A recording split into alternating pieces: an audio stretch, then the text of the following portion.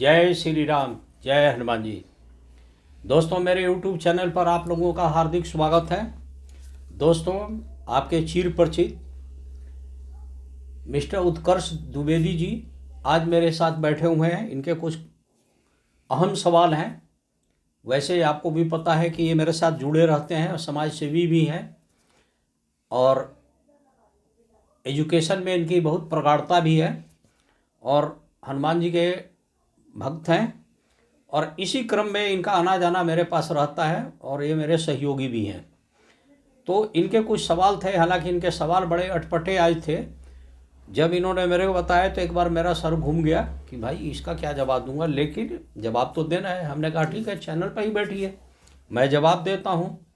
तो मैं चाहूँगा कि वो जो प्रश्न है ये अपने मुखार बिंदु से आपको सुनाए हैं। जी, आप बताइए उत्कर्ष राधे द्विवेदी जी। राधे गुरु जी। सबसे पहले आपको मैं प्रणाम करता हूँ और आपका धन्यवाद करता हूँ कि आपने अपने चैनल पे मुझे बुलाया।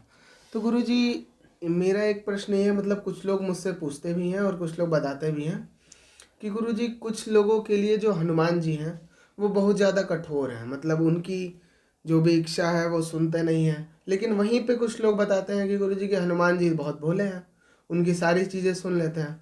तो इसमें मैं आपसे पूछना चाहूँगा कि ऐसा क्यों होता है।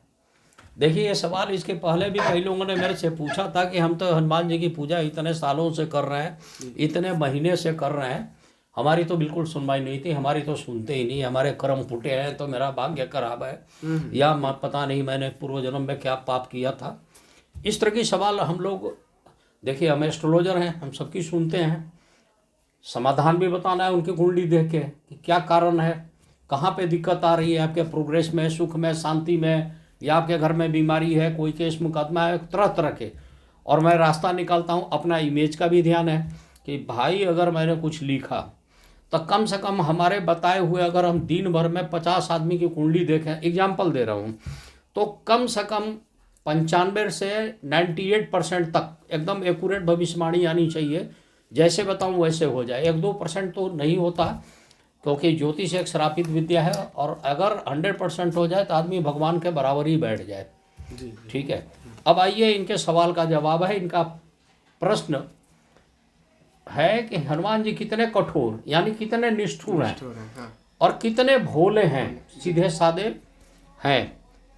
और किसी की तो खूब सुन लेते हैं, किसी की बिल्कुल सुन करना है, चाहे वो रोएगा है कुछ भी। देखिए, एस्ट्रोलॉजी भी मैं जानता हूँ, हनुमान जी की आराधना में भी लिप्त रहता हूँ। अब इन सब बातों के पीछे एक छोटी सी बात बता रहा हूँ, वजह क्या है। हनुमान जी के सामने चाहे कोई भी व्यक्ति रोए तो, गाए तो, माथा पटके तो, हनुमान चालीसा कितना भी करे, तब तक नहीं सुनेंगे जब तक प्रभु श्री राम का आप आह्वान नहीं करेंगे। क्योंकि हनुमान जी जहाँ बैठे रहते हैं उनके कान में कोई आवाज़ आती है तो सिर्फ श्री राम की ही आवाज़ आती है। जहाँ वो देखते हैं उनके हर चीज़ में ही प्रभु श्री राम की ही मूर्ति देखते हैं, उन्हीं का स्वरूप उनके ध्यान में रहता है। आजू बाजू अगल बगल क्या हो रहा है उससे कोई लेना देना जाए, चाहे आप रोएं तो, गाएं तो, हंसे तो, बजाएं तो, माथा पटक लें, कुछ भी कर ले, वो सुनने वाले नहीं है। लेकिन वहीं आपने जय श्री राम, जय श्री राम, श्री राम श्री राम श्री राम, जय श्री राम अगर बोला तो उनके कान खड़े हो जाते हैं। वो जहाँ भी जैसे भी पवन की गति से वहाँ पहुँच जाते हैं।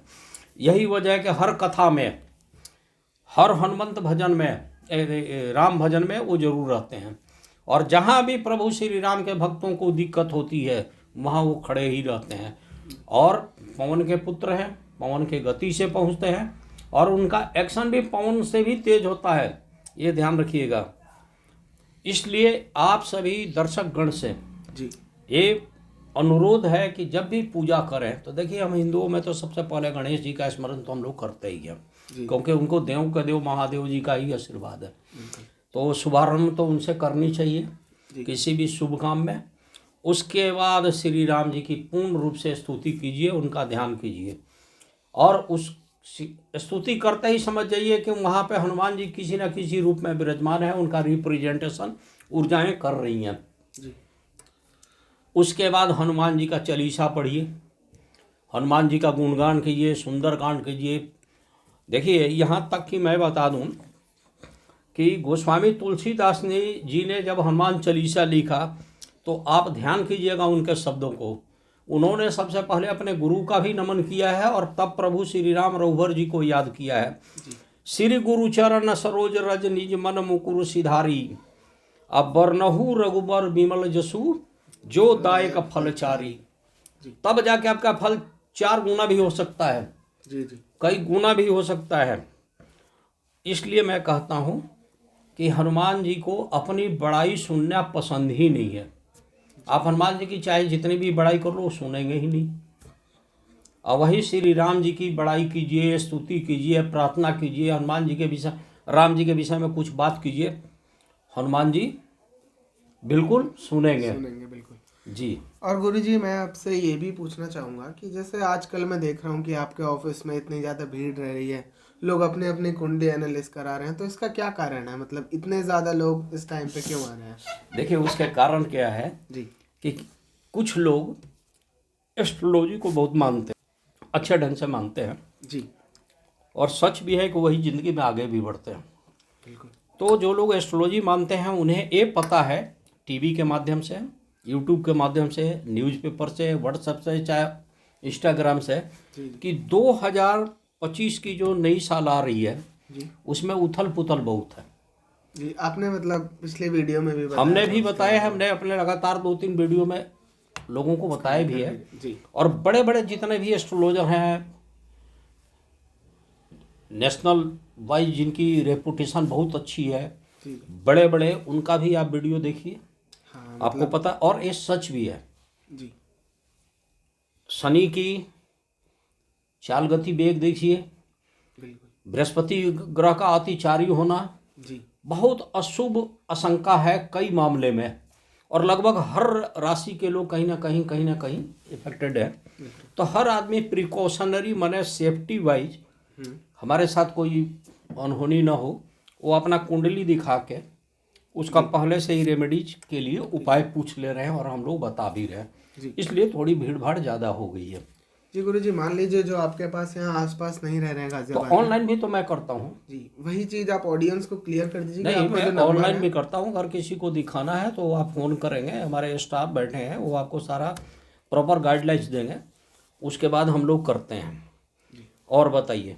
तो गुरुजी मैं आपसे पूछना चाहूँगा कि आप कुछ अपने पर्सनल अनुभव से बताइए, जो आपने अनुभव किया हुआ है, कि ऐसे जो हनुमान जी के उपाय जैसे आप जितने भी बताते हैं उससे किसी को, आपके अनुभव में किसी को ज़्यादा फायदा हुआ हो, तो उस बारे में आप आगे बताइए। देखिए वैसे तो मैं लगभग पुराने जो कोई भी वीडियो देखिए जी तो कहीं ना कहीं अपना अनुभव शेयर किया हूँ, बहुत वीडियो में भी किया हूँ, जी किसी में टू द पॉइंट ही चला हूँ। जी एक कहानी बता रहा हूँ इससे रिलेटेड, एक गाजियाबाद की ही बात है।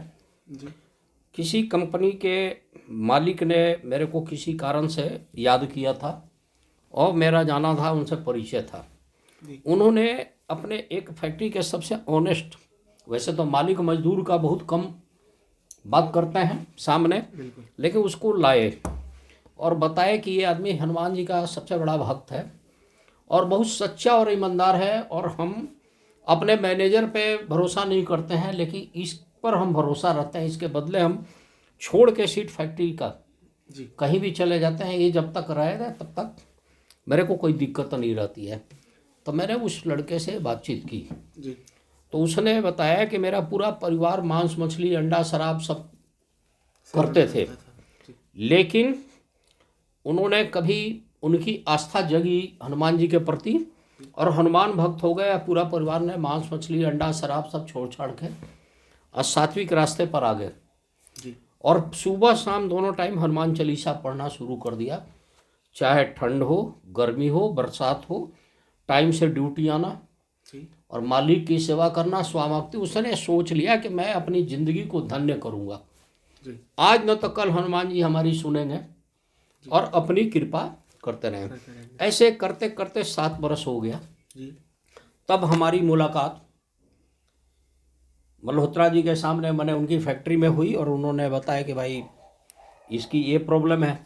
तो मैं उसकी सारी, हमने कहा बेटा तुम्हारी कुंडली मिल सकती है क्या? जी तो बोला कि देखिए हम लोग तो गांव के रहने वाले हैं, कुछ तो लिख के हमारे दादाजी रख के गए हैं, तो लेके मैं दे दूंगा। हमने कहा ठीक है, ये मेरा पता है, आप ले आओ, हम देखते हैं। जी वो बंदा मेरे बताए हुए समय पर आ भी गया, कुंडली लेके आया। मैं अपने ऑफिस में बैठ के कुंडली एनालिसिस की। जी कुंडली चेक करके मैंने क्या देखा, एक फार्मूला चलती है, जी शनि से राजा, शनि से रंग, शनि से मजदूर और शनि से मजबूर, और शनि ही न्यायाधीश जी सब चीज का, दंडाधिकारी भी शनि है। बिल्कुल एक तो हमने उस पॉइंट को देखा, जी और एक मैंने देखा था बुध का। बुधे बुद्धिमता, बुधे वाणी, बुधे व्यवसाय, बुधे नाड़ी।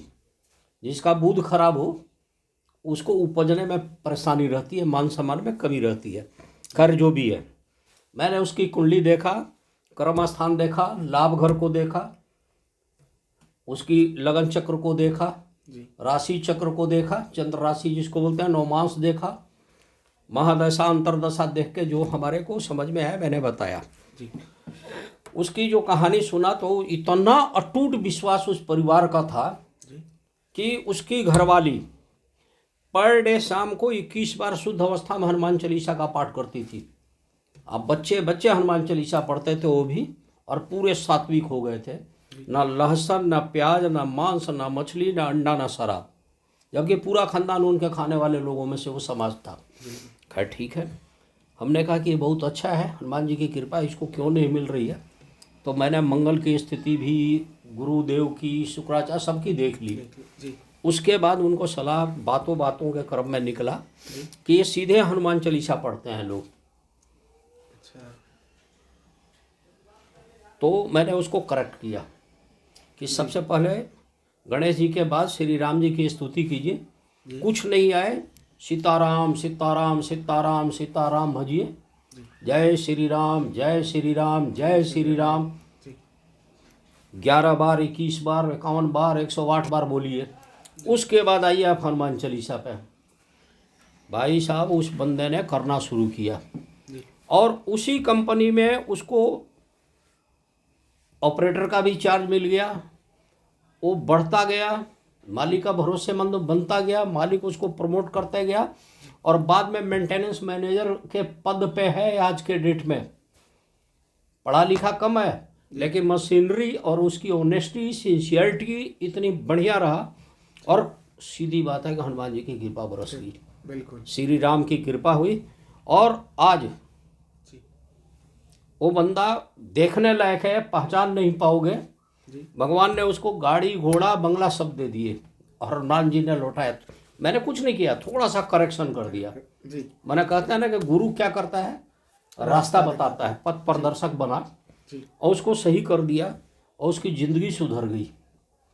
और पूरा परिवार इस बात के लिए जब कभी वो लोग आते हैं तो मेरे को बताते हैं। हमने कहा देखो मेरे मुंह पर मेरी तारीफ तो मत करो, क्योंकि अहंकार आता है, और यही चीज़ हनुमान जी को पसंद नहीं है। ऐसा नहीं है। हाँ हनुमान जी कभी भी नहीं चाहते हैं कि हमारी कोई तारीफ मेरे को सुनाए। बिल्कुल और हनुमान जी का कठोर इतने हैं कि वहीं बैठे रहेंगे, आप कुछ भी रो लो गा लो, कुछ सुनाई उनको तो देगा नहीं, बिल्कुल क्योंकि उनके ध्यान में सिर्फ प्रभु श्री राम है, बिल्कुल और हर वक्त उसी की स्तुति में, उन्हीं की स्तुति में रहते हैं। रहता है। और जब वो प्योर विकराल कठोर रूप में आते हैं जी तो कितने राक्षसों का विध्वंस किया उन्होंने, जी और वो जब गदा उठाते हैं तो रुकते कहाँ हैं। जी और इस धरती पे क्या, इस ब्रह्मांड में उनसे बड़ा तो कोई बलि नहीं है। नहीं है। जी अरे कई जगह तो बोला गया है मनोजवा मारुतुल्यम, उनकी चर्चा भी तो कई है। बिल्कुल जी अतुलित बलधामा के स्वामी है, अतुलित बलधाम है उनके अंदर, बिल्कुल और पवन से भी तेज गति है। तो मेरा बताने का सेंस ये है कि ये जो इनका सवाल था कि हनुमान जी कितने निष्ठुर, यानी कितने कठोर और कितने भोले हैं, जी तो मैंने बताया कि कठोर कहाँ है और भोले कहाँ है। हाँ जी भोले तो हैं इतने कि श्री राम भक्त की आवाज़, और सच्चा श्री राम का भक्त कोई हो तो प्रभु श्री राम जी ने तो इसीलिए उनको यहाँ पर रखा। बाकी को तो लेकर चले गए बैकुंठ लोग। आज धरती पर अष्ट चिरंजीवी में इनको क्यों छोड़ा गया, इसी के लिए, और तब तक रहेंगे जब तक कल्कि का अवतार न हो जाए, भगवान विष्णु फिर कल्कि रूप में ना जाए, अर्थात श्री राम जी पुनः कल्कि अवतार में न जाए, तब तक हनुमान जी इस धरती पर विराजमान है। अब आप ये मत पूछ देना कि मेरे को दिखते क्यों नहीं, अरे आप में वो शक्ति नहीं है कि उनकी तेज संभाल सको। वो अपने सूक्ष्म रूप में या जिस छद्म रूप में आते हैं, आते जरूर हैं, और हर कथा में आते हैं, हर सुंदर कांड में आते हैं, हर भक्तों के सुनते भी हैं। तो प्रेम से बोलिए जय श्री राम, जय हनुमान जी। आपका कल्याण होगा।